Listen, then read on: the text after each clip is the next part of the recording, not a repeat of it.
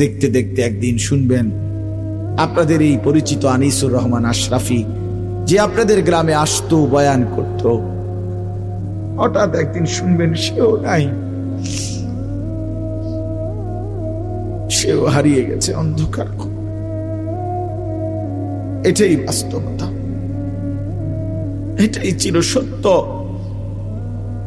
এতটা চির বাস্তবতায় আমরা ভুলে যাই কেমনে। ভাই, যুবক ভাই, নামাজ না পড়ে কেমনে থাকো? মুসলমানের বাচ্চা তুমি, তুমি হিন্দুর সন্তান না, তুমি ইহুদির বাচ্চা না, তুমি খ্রিস্টানের বাচ্চা। কেমনে নামাজ না পড়ে, কি দেখতে দেখতে, কি করতে করতে জীবনটা, দিনটা, রাতটা শেষ করে দিল। আহারে আফসুস, আমার বড় আফসুস লাগে। একটা সুস্থ সবল 16 বছরের, 14 বছরের, 18 বছরের ছেলে মেয়ে কি কারণে, কি বুঝে একটা সেজদা দেয় না, এক ওয়াক্ত নামাজ পড়ে না? আরে বোকারে, তুই কেমনে এত বোকা হইল? কি কারণ থাকতে পারে? কি অতিরিক্তটা তুমি পেয়ে গেলা? কি এমন সুখ পাইলা, কি এমন স্বাদ পাইলা, কি এমন আনন্দ আর মজা পাইলা যেটা আমরা কেউ পাইলাম না? যে মজার, যে সুখের জন্য তুমি তোমার আল্লাহকে ভুলে গেলা, একটা সেজদা দিলা না, এক ওয়াক্ত নামাজ পড়লা না। আরে জানোয়ার, তুই কেমনে ঘুমাইবি? জানোয়ার, এই হাইওয়ান, কেমনে ঘুমাইবি? আরে নাফরমান, কেমনে ঘুমাইবি? তোরে যদি ঘুমের মধ্যে ফেরেশতা লাথি মারে, তোরে যদি ঘুমের মধ্যে ফেরেশতা মাথা তুললে আসার মারে, ছি ছি ছি, 2টা বছর এক পবিত্র মায়ের, মুসলমান মায়ের দুধ পান করছে যেই শরীর, যেই মানুষটা, যেই ছেলেটা, মেয়েটা, সে আল্লাহকে চিনে না কেমন? মায়ের পবিত্র দুধ তো আল্লাহরই দেওয়া, মায়ের বুকের স্তনের দুধ তো আল্লাহর দেওয়া। সন্তান প্রসবের 1 মিনিট আগেও যেই বুকে দুধ ছিল না, আবার দুধ ছাড়ানোর নির্ধারিত সময় পরে আবার যেখানে থাকে না, শুধুই কেবল এর চাইতে জ্বলন্ত নমুনা আর কি হইতে পারে? কথা বলেন না কেন? যে এটা যে আল্লাহ দিছে, এর চাইতে জ্বলন্ত নমুনা আর কিছু হইতে পারে? যে গতকালকেও ছিল না, আজকে সন্তান প্রসব হইল, আজকে দুধ বাসলো মায়ের বুকে, আবার দুধ ছাড়ানোর 2 বছর শেষ, আবার সেই দুধ বুকের হাকে হারিয়ে গেল, মায়ের স্তনের দুধ। তাহলে এটা যে সরাসরি ভিন্ন কেউ দিচ্ছে, এটা কি বোঝা যায় না?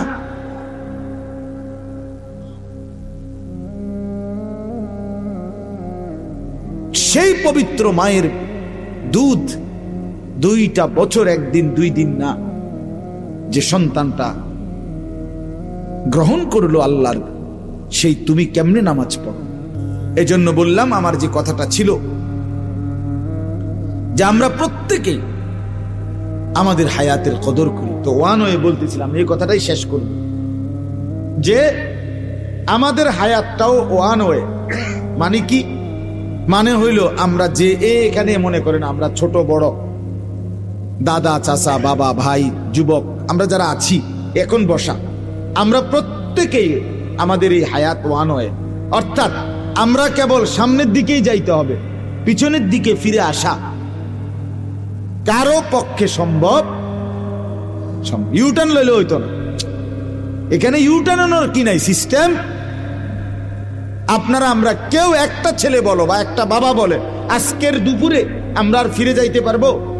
গতকালকে আমরা আর ফিরে যাইতে পারবো? এটা ওয়ান হয়, একমুখী রাস্তা। এখানে শুধুই সামনে যাইতে হবে, পিছন ফিরতে পারবে। যুবক ভাই, তুমি সামনে যাইতে হবে, হয় তুমি আরো কিছুদিন হায়াত পাইয়া বুড়া হবা, আর নয়তো তুমি হয়তো এখনই কবরে চলে যাবে। মুরব্বী বাবারা, আপনারা হয়তো আর কিছুদিন হায়াত পাবেন, আর নয়তো কবরে চলে যাবে। আমার জেঠা চলে গেছে, এই তো জিন্দেগি। তাহলে আমরা ওয়ান, আমাদের হায়াত একবারই, আমাদের রাত একবারই, আমাদের দিন একবারও, আর আসবে না, আর আসবে না। আমরা যেন প্রত্যেকেই এটা বুঝতে শিখি।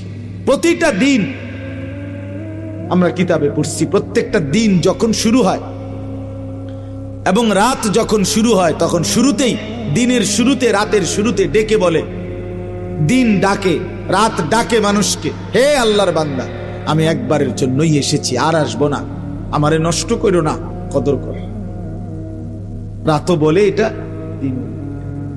আবার যখন শেষ হইতে লাগে রাত বা দিন, মনে করেন আসরের পরে মাগরিবের আগ টাইমে দিন শেষ হয়ে যায় না, সূর্য ডুবে যায়, ঠিক কিনা বলেন? আবার সুবহে সাদেকের সময় সকালবেলা সূর্য উঠার আগে আগে রাত শেষ হয়ে যায় কিনা? প্রতিটা দিন যখন শেষ হইতে লাগে, রাত শেষ হইতে লাগে, তখন আবার সে ডাকে পৃথিবীবাসীকে, আবার ডাক দেয়, হে আল্লাহর বান্দা, আমি তো আর আসবো না বলছি, আমি তো চলে যাচ্ছি রে, আমারে বুঝি বিনা সেজদায়, বিনা আমলে, বিনা জিকিরে এমনে ছেড়ে দিলি?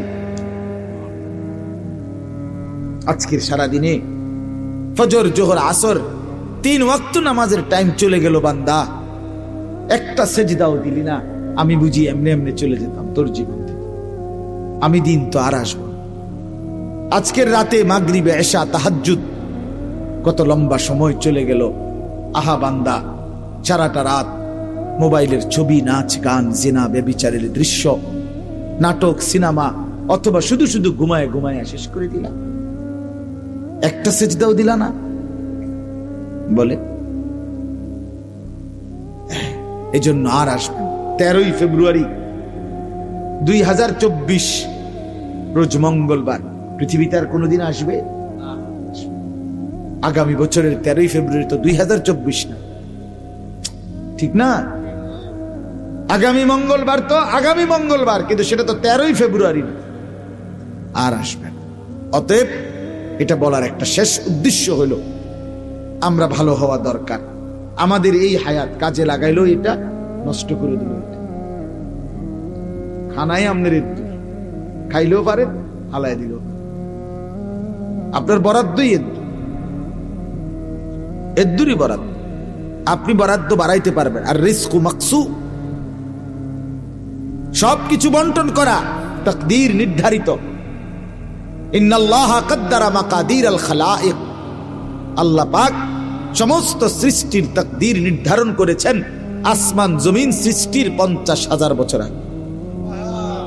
একটা পিঁপড়া আমরা দেখি আমার সামনের থেকে পার হয়ে গেছে, এবারে টিপ দিয়ে মেরে গেছে, তার মানে সে আল্লাহ তাআলা তার হায়াত এখানে, ঠিক কি না বলেন? তাহলে আমার থেকে বাচ্চা গেল, এবারে থেকে পারল না। মউত কার কাছে? নির্ধারিত, এতটুকুই বাপ। এজন্য আমি বলতেছি, ছেলেরা, বাবারা, পর্দার আড়ালের মা বোনরা, মনোযোগ দিয়ে আমিও শুনি, আপনারাও শুনেন। হায়াত নির্ধারিত, প্রতিটা মিনিট সেকেন্ড আর আসবে না। অতএব এখনই কাজে লাগা, সুযোগ থাকতেই কাজে লাগা।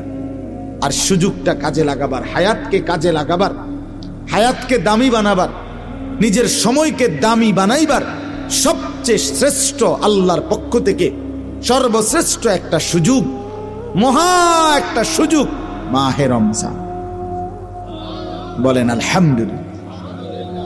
সেটা একদম সামনে, এই যে দেখা যায়, ওই যে চাঁদ উঠলো বলে, এবারে যেই চাঁদ উঠবে এটাই রমজান, ঠিক না? হায়াতের কদর করেন, হায়াতের কদর করেন, হায়াতের কদর করেন। আমি প্রত্যেক দিনে কয়দিন টানা বলতেছি, বাবা সবাই মনোযোগ দিয়ে শুনেন এই 10টা মিনিট কথা। হায়াতের কদর করেন।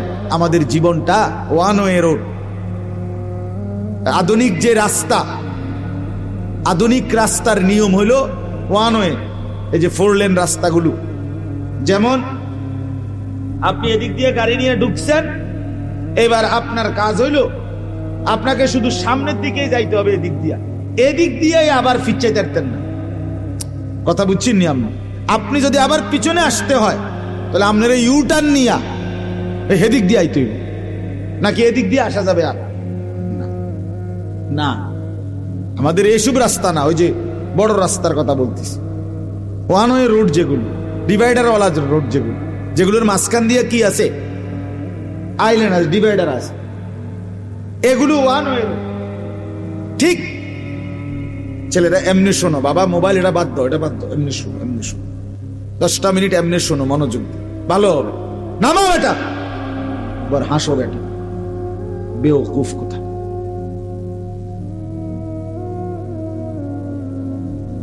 নামাও, এমনি শোনো বেটা। জি বলতেছি, আমাদের এই হায়াত মোবাইল হাতে ধরে রাখলে শোনা হয় না, বুঝাও হয় না কিছু। এ গোড়ার গাছিটা লই এই ব্যস্ত, এ আকাম লই এই ব্যস্ত, জিন্দিগিটাই মোবাইল।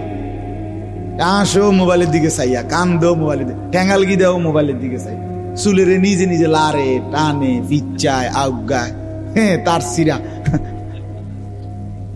প্রতিবন্ধী নিজে নিজে। অনেক পোলা পায় না, আমি দেখি যে নিজে নিজে এরকম করে চুলেরে বুড়া আঁটে, একবার কাইত হয়, একবার হতে কি করে, আবার নিজে ছবি। হায় হায়, আমার মনে হয় পাবনার কোনো নাম্বার নাই আগে, অথচ আমাদের নাম্বার আছে। পাবনা মেন্টাল হসপিটালের কাছে লোকের নাম্বার আমাদের আছে, আমি হেন ওয়াজ করে আছি। আপনাদের কারো লাগলে নিয়ে, হ্যাঁ ব্যস্ত পাগল দেখতে হয়। হ্যাঁ হ্যাঁ, আমি 1-1.5 ঘন্টা দেখছি। আহা, পাবনা মানসিক হাসপাতাল, এই যে বাংলাদেশে যেটা বড় পাগলের হসপিটাল, আমি নিজে গেছি ভাই, 1-1.5 ঘন্টা ঘুরে ঘুরে দেখছি, আসর থেকে মাগরিব। আহা, একটা দিন, আমি ওয়াজে বহুদিন বলছি, কমপক্ষে যদি 200 লোক দেখে থাকি পাগল, কথার কথায়, এরকম ছোট ছোট খোপ খোপ রুম, গ্রিল সহ জালি দেওয়া, ভিতরে ঢুকতে দেয় না, ওদের কাছে ঢুকতে দেয় না, ওই জানালার মধ্যে কথা কম যায় আর কি, তাও সবাই ঢুকতে দেয় না, অনুমতি নিয়ে যাইতে হয় বিশেষ। তো যাই হোক, আমি যদি 200 পাগল দেখে থাকি, বিশ্বাস করেন কসম, সর্বোচ্চ 2 জন হবে বুড়া মানুষ, আর 198 জন হবে যুবক ছেলে। বিশ্বাস করেন, সব ইয়াং ফ্লাফ। আমার চোখে দেখা, আমি নিজ চোখে দেখছি। হ্যাঁ, পাগল বানাই দিছি। আমি জিজ্ঞাসা করছি, যুবক নাম কি তোমার? বলছে রবীন্দ্রনাথ ঠাকুর। তার নাম রবীন্দ্রনাথ ঠাকুর? তাহলে বুঝাই গেল সে কি। বলেন, হাসির বিষয় মনে করেন? আল্লাহ তাআলা যদি আমাদের এই ব্রেন, মাথা সুস্থ না রাখে, আমাদের কয়দিন আগে 10 তারিখ এই শনিবারে আমাদের কাবিলা, আমাদের বুড়িচং উপজেলার কৌমি মাদ্রাসার সমস্ত সম্মিলিত একটা সম্মেলন হয়েছে, বড় সম্মেলন, অনেক বড় মাহফিল, কাবিলা ঈদগাহ ময়দান। তো ওইখানে একটা লোক পাশে, আমরা যেখানে মাহফিলের লোকরা বসছি, আমরা অনেক দেখছি একটা লোক, এই একটা ছেলে যুবক, প্রতিবন্ধী পাগল, আমি তারে দেখছি অনেকক্ষণ, তার দিকেই আমি তাকাইছিলাম, আমার এত মায়া লাগছে। সে নিজে নিজে একবার সোফাটার মধ্যে, একবার এই পাশে গিয়ে, একবার এই পাশে আগিয়ে, একবার কেমন জানে হাত লাড়ে, একবার হাসে, একবার আবার দাঁড়ায়। এই যে আহা, একদম সুন্দর, বিশ্বাস করেন, একেবারে টুকটুকে সুন্দর চেহারা, লম্বা চূড়া ছেলে, এত মায়া লাগছে যে আহা, ছেলেরা বুঝতেছে না কিছু। এই জন্য বাবা, আমি ধমক দেই এই উদ্দেশ্যে, দুশ্মনীর জন্য না। আমি দুশ্মন না, তোমগরে বলার কেউ নাই, সবাই ছেড়ে দিছে, তোমরা আপন মা বাপই ভুলে গেছে, কেউ তোমগরে কিছু বল। তোমরা মোবাইলের হাতে জিন্দিগি তুলে দিছ, নারীর সামনে, জিনা ব্যভিচারের সামনে, অশ্লীল ছবির সামনে তোমরা জীবন তুলে দিছ। আর এখান থেকে ফিরে আসা বাপ কঠিন, খুব কঠিন। ইয়া লাইতানি কদ্দামতু লিহায়াতি।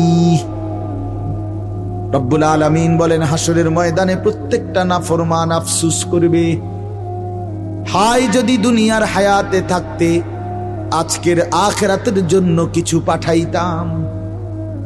ইয়া লাইতানি কদ্দামতু লিহায়াতি, হায় যদি দুনিয়ার হায়াতে থাকতে আজকের জন্য কিছু পাঠাতাম।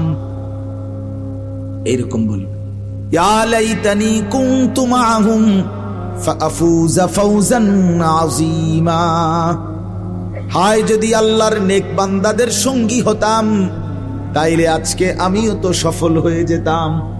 এই যে আফসোস করি, এই হায় যদি আফসোস। ইয়া লাইতানি লাম উতা কিতাবিয়া, হায় যদি আমার আমলনামা আজকে আমার হাতে না দিত। ইয়া লাইতাহা কানাতিল কাদিয়া, হায় যদি হাসরের ময়দানে এই গুনার আমলনামা নেওয়ার আগেই মৃত্যু যদি আমাকে শেষ করে দিত। আফসোস করবে নাফর, আফসোস করবে। ইয়া লাইতানি ইত্তাখাযতু মা'আর রাসূল সাবিলা, হায় যদি আল্লাহর রাসূলের পথ ধরতাম। সব কোরআনের আয়াত। ইয়া লাইতানি লাম আত্তাখিজ ফুলানান খলিলা, হায় যদি অসৎ দুষ্ট মন্দ লোককে বন্ধু না বানাইতাম। সে তো আমাকে নামাজ ভুলায় দিছে, সে তো আমার আখিরাত ভুলায় দিছে।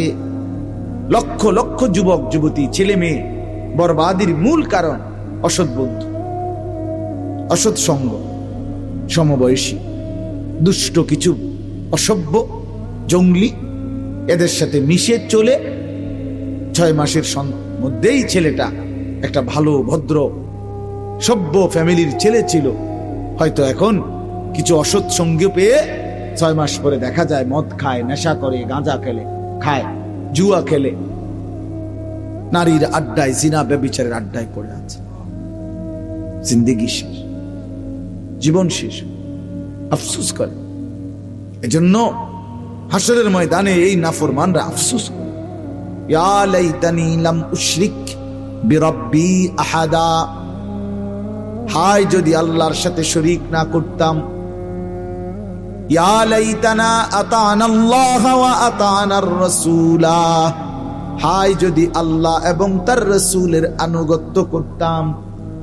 এভাবে অনেক আয়াত আছে যেখানে বারবার এই কথাটাই, যে নাফরমান পাপী বেআমল হাসরের ময়দানে মাথা চাপড়ায়, আহা কি করলাম, আহা কি করলাম, আহা কি করলাম, সময় তো পাইছিলাম, কেন নামাজ পড়লাম, কেন নামাজ পড়লাম। হাত্তা ইদা জাআ আহাদাহুমুল মাউতু ক্বালা রাব্বিরজিউন, আল্লাহ বলে প্রতিটা পাপী নাফরমান মৃত্যুর মুখোমুখি যখন মালাকুল মউত আজরাইল এসে দাঁড়াবে, প্রত্যেকটা নাফরমান আল্লাহকে বলবে রব্বিরজিউন, আল্লাহ কিছুটা সময়ের জন্য আবার দুনিয়ায় ফেরত দেন। লাআল্লি আমালু সালিহান ফীমা তারাকতু, যেই নেক আমলগুলো আল্লাহ ছুটে গেছে, এবার যদি একটু হায়াত ফেরত পাই সেই নেক আমলগুলো আবার করব। আল্লাহ বলবেন কাল্লা, না না, কখনোই না। আমিউ ইন্নাহা কালিমাতুন হুয়া কাইলুহা, আল্লাহ বলবে নাফরমান এটা তোর শুধুই কেবল কথার কথা, তুই মিথ্যাবাদী। ইতিপূর্বে দুনিয়ার হায়াতে বহু বিপদ মুসিবত, অ্যাক্সিডেন্ট, পেরেশানি, রোগ শোকে যখন পেরেশানির মধ্যে ছিলে বান্দা, আমি আল্লাহকে তখন বারবার ডেকেছিলি। যখন আমি বিপদ মুক্ত করে দিলাম, রোগ থেকে সুস্থ করে দিলাম, সাথে সাথে আমি আল্লাহকে ভুলে গিয়েছিলি। আমি জানি আমি ওয়ারাইহিম বারযাখুন ইলা ইয়াউমি ইউবাসুন, আল্লাহ বলে অতএব নাফরমান আজকে আর পিছন দিকে দুনিয়ায় না, বরং সামনের দিকে হাসরের ময়দানে পৌঁছানো পর্যন্ত কবরের জিন্দেগিতেই পড়ে থাক। যা পড়ে থাক। হ্যাঁ, চিরবাস্তবতা মৃত্যু, যেটাকে অস্বীকার করার, না বুঝার, আড়াল করার কোনো সুযোগ নাই, কোনো সুযোগ নাই, কোনো সুযোগ নেই। আমি অনুরোধ করছি, কোনো সুযোগ নেই। আপনি যদি বুঝেন তাইলেও মরে যাবেন। আপনি যদি না বুঝেন তাইলেও মরে যাবেন। আপনি যদি হাসতে থাকেন তাইলেও মরে যাবেন। আপনি যদি কাঁদতে থাকেন তাইলেও মরে যাবেন। আপনি যদি চোখ খোলা রাখেন তাইলেও মরে যাবেন। আপনি যদি চোখ বন্ধ রাখেন তাইলেও মরে যাবেন। আপনি যদি সম্পদার প্রাচুর্যে একেবারে বিলাসিতার জিন্দিগিতে থাকেন তাইলেও মরে যাবেন। আপনি যদি দুঃখ, অভাব আর দারিদ্রতা, দুর্ভিক্ষের মধ্যেও থাকেন তাইলেও মরে যাবেন। স্বীকার করলেও মৃত্যু, স্বীকার না করলেও নাকি? কথা বলেন না কেন? যদি কেউ বলে আমি বুঝি নাই এই কারণে মৃত্যু তারে ছেড়ে দিবে, আমি খেয়াল করি নাই এই কারণে আজরাইল তাকে বাদ দিবে, না বাপ, না। আমি তো ওই গাড়ি চালাই, যে গাড়িতে ব্যবহার করি, প্রায় কোনো সময় যদি পুলিশ গাড়ি ধরে তো কোনো মামলার কথা কয়, আমি বলি স্যার আমি তো জানি না। তো না হুজুর আপনি জানেন না, এটা তো আমাদের বিষয়। কথা বুঝছেন না? এটা তো আমাদের বিষয় না, আপনি জানেন না কেন? এটা কার বিষয়? এই তাহলে মালাকুল মউত আজরাইল, মৃত্যু আমাদেরকে থামাই দিবে। আজকে সকালবেলা ভোর 6টায় ফজরের জামাতের ওয়াক্তে আমার আপন জ্যাঠা ইন্তেকাল করছে। আমার আপন জ্যাঠা ইন্তেকাল করছে। আমি যখন ফজরের নামাজের সালাম ফিরাইছি মসজিদে, তখনই শুনছি, এর একটু পরেই আমার কাছে খবর আসছে। আমি আমাদের গ্রামের বাড়ি লাকসাম নাঙ্গলকোট, সেখানে গেছি জোহরের নামাজের আগে 2:30টার দিকে। আমি জানাজা পড়াইছি জ্যাঠার, মাটি দিয়ে দোয়া করে তারপরে আসছি। তো আমি একটা কথা বলতে চাচ্ছিলাম, তখন জ্যাঠার লাশ অনেকক্ষণ দেখলাম আমাদের কবরস্থানে, জ্যাঠার লাশ কবর দেখলাম দাঁড়ায় দাঁড়ায়। তো আমার সাথে আমার ছোট ভাই, তারে বললাম, মাসুদ আমার ছোট ভাইয়ের, দেখ এই মাটি, একটু মাটি তার থেকে আমার জ্যাঠার শরীর বানানোর জন্য দিছিল, আজকে সেই মাটি, ওই মাটিটাকে ফেরত নিয়ে নিল। ফেরত নিয়ে নিল না? কথা বোঝেন না? আল্লাহ তাআলা যেন বলছিল মাটিকে যে আমাকে একটু মাটি দাও, আমি আনিস নামে আমার এই বান্দাকে বানাবো।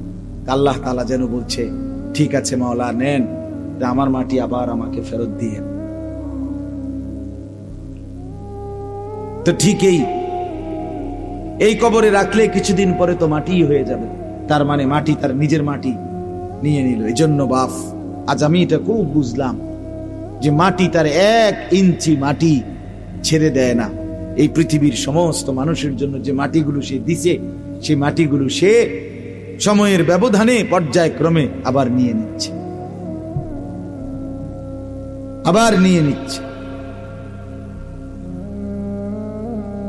আমার ছোট ভাই আমারে বলতেছে, আমাদের যে কবরস্থানটা, এইখানে আমার দাদার কবর, এর সাথে আমার দাদির কবর, আমার বাপ চাচারা 3জন এই পর্যন্ত ইন্তেকাল করছে। আমার 3 নাম্বার চাচার কবর, এরপরে আমার আব্বা, এরপরে আমার বাবার কবর, আর দাদা দাদির পায়ের কাছে আজকে জ্যাঠার কবর। তা আমার ছোট ভাই কানতে কানতে কইতেছে, কহ ভাইয়া দেখেন ভাই, দাদা দাদি মানে মা বাপ, এরা তাদের সন্তানদেরকে আবার মাটির নিচে কোলের কাছে নিয়ে,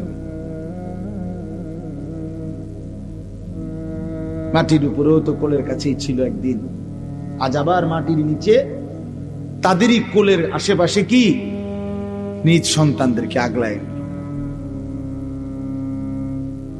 গত বৃহস্পতিবার রাতে 1টা-1:30 বাজে, 1:30টার পর আমি আমার দেশেই আমার মাহফিল ছিল, জ্যাঠা অসুস্থ ছিলেন, বিছানায় শয্যাশায়ী আজকে 3-4 মাস।